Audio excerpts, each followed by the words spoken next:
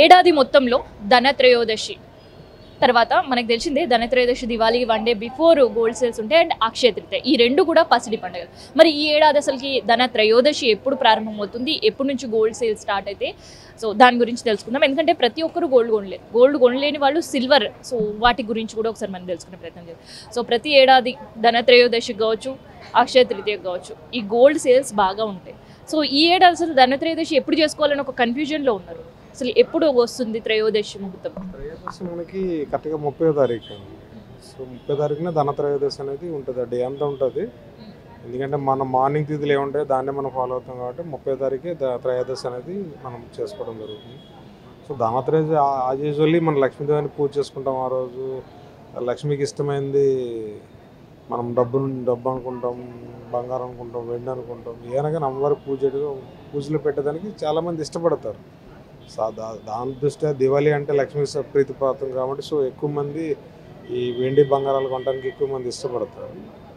దాని తగ్గట్టే మనం కూడా ప్లాన్ చేసుకుంటాం. సో వాళ్ళు ఏదైతే కస్టమర్కి ఎక్కువ డిమాండ్ ఉండే ఆర్టికల్స్ ఉంటాయి అవి పెట్టడానికి, కాయిన్స్ అవ్వచ్చు, సిల్వర్ కాయిన్స్ అవ్వచ్చు, సిల్వర్ ఆర్టికల్స్ అవ్వచ్చు, లేదంటే కొంతమంది మ్యారేజ్ షాపింగ్ చేసే వాళ్ళు కూడా ఉంటారు. కొంతమంది మంచిదని ఆ రోజు పెళ్లికి సంబంధించిన పనులు అవ్వచ్చు, శుభకార్యాలకు సంబంధించిన పనులు అవ్వచ్చు, త్రయోదశి స్టార్ట్ చేసేవాళ్ళు చాలామంది ఉంటారు.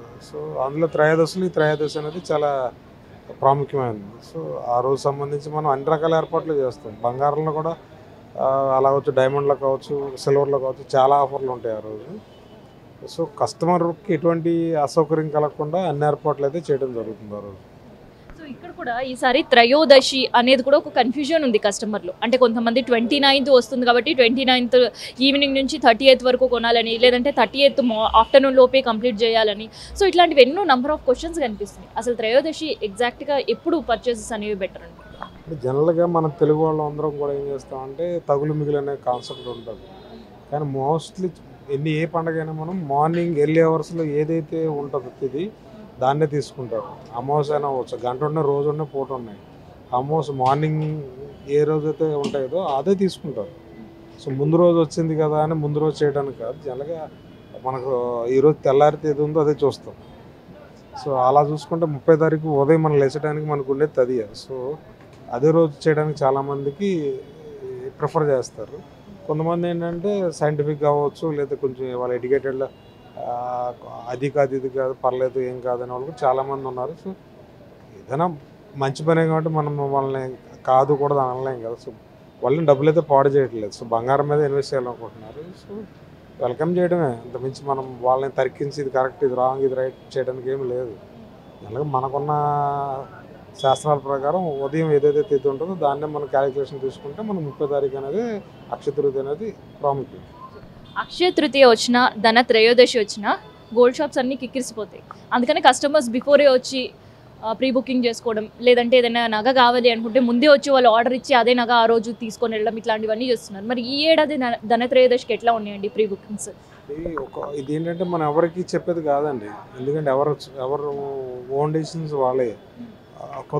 మీరు అన్నది 100% కరెక్ట్. ఎందుకంటే ఈ రోజు ఉన్న మెకానికల్ లైఫ్ ఎవరికి వాళ్ళకి పొద్దులేసిన కానీ రాత్రి వరకు మన హైదరాబాద్ లాంటి నగరంలో లైఫ్ మనకు తెలియకుండానే రోజంతా గడిచిపోతుంది. సో రేపన్న రోజు మనకు షెడ్యూల్ ఎలా ఉంటుందో తెలియని పరిస్థితుల్లో చాలామంది ఏంటంటే ప్రీ ప్లాన్గా ముందే వచ్చి వాళ్ళకి శని ఆదివారం సెలవులు ఉంటాయి చాలామందికి. సో అలాంటి డేస్లో వచ్చి వాళ్ళకి నచ్చిన ఐటమ్ ఆరామ్స్గా చూసి రిజర్వ్ చేసుకుని దానికి టోకెన్ అడ్వాన్స్లు కట్టేసి ఇంకా రెస్ట్ ఆఫ్ థింగ్స్ ఏంటంటే ఆ రోజు వచ్చి జస్ట్ ఒకసారి దాన్ని రీచెక్ చేసుకుని బ్యాలెన్స్ పేమెంట్ చేసి అదే రోజు బిల్ చేసి అదే రోజు దేవుడి దగ్గర పెట్టుకోవడం, పూజ చేసుకోవడం, ఇదంతా కొంతకాలం బట్టి జరుగుతూనే ఉంది. సో హైదరాబాద్ నగరంలో మనకి ఈ ప్రీ బుకింగ్ అనే ఆప్షన్ గోల్డెన్ ఛాన్స్ లాంటిది.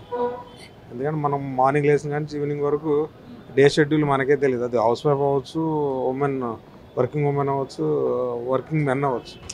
మార్నింగ్ లేవడం వరకు అది తెలుస్తుంది. రాత్రికి ఎలా గడిచింది అనేది రాత్రి చూసుకుంటే తప్ప అది తెలియదు. ఏం జరిగింది అనేది ఆశ్చర్యపోతే ఇన్ని చోట్ల నేను తిరిగానా, ఎంతమందిని కలిసానా, ఇన్ని మర్చిపోయానా. సో ఎలా అంటే బిజీ లైఫ్లో అందుకే మోస్ట్ హైదరాబాద్ నగరం ఏంటంటే శని ఆదివారాలు మోస్ట్ ఆఫ్ ద పీపుల్కి ఆఫ్ ఉంటుంది. సో ఆ రోజు మ్యాక్సిమం సెలెక్ట్ చేసుకుంటున్నారు. ప్రీ బుకింగ్ మీ దగ్గర కూడా స్టార్ట్ అయిపోయేది ఈసారి పండగకి? ప్రీ బుకింగ్ అనేది ఇవాళ కాదండి, 20 days ముందు నుంచి. ఎందుకంటే మాకు వస్తువు తయారు చేయాలంటే 30 working days కావాలి మనకి. అంటే ఒక 2 months ముందే దాని ప్లానింగ్ వాళ్ళు రెడీగా ఉన్నారు. సో ఆ ప్రాసెస్లో వాళ్ళు ఉన్నారు, ఆ వర్క్స్ అని ఇచ్చేసారు.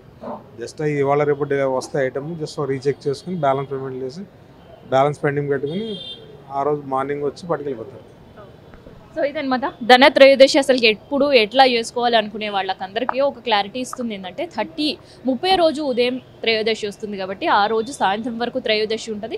సో గోల్డ్ పర్చేస్ చేసుకోవాలి ఖచ్చితంగా త్రయోదశి ముహూర్తంలో అనుకునే వాళ్ళు ఆ రోజు చేసుకోవచ్చు. లేదంటే 29 సాయంత్రం నుంచి వస్తుంది కాబట్టి సెంటిమెంటల్గా ఉండేవాళ్ళు ఆ రోజు పర్చేసెస్ చేసుకోవచ్చు అని. మొత్తానికైతే ధనత్రయోదశి సంబంధించి పసిడి షాపులన్నీ కూడా కొత్త బంగారం కలెక్షన్స్తో కలకల్లాడుతున్నాయి. ఇంకా ప్రీ బుకింగ్స్ చేసుకునే వాళ్ళు, లేదు నగలు సెలెక్ట్ చేసుకొని ఆ రోజు తీసుకోవాలి అనుకునే వాళ్ళతో కూడా కలకల్లాడుతున్నాయి అని చెప్పొచ్చు. అయితే ఏదేమున్నా ఎక్కువ పర్చేసెస్ మనకు చూస్తుంటే పెళ్ళిళ్ళ సీజన్ లేదంటే సెంటిమెంటల్ పర్చేసెస్ ఉన్నాయి, కానీ త్రయోదశి పర్చేస్ చేసుకోవాలనుకునే వాళ్ళ కోసం మాత్రం ఈసారి గోల్డ్ కాయిన్స్, గోల్డ్ బిస్కెట్స్ మాత్రం రెడీగా ఉన్నాయని చెప్పొచ్చు. సో ఇది త్రయోదశి సంబంధించిన ఇన్ఫర్మేషన్.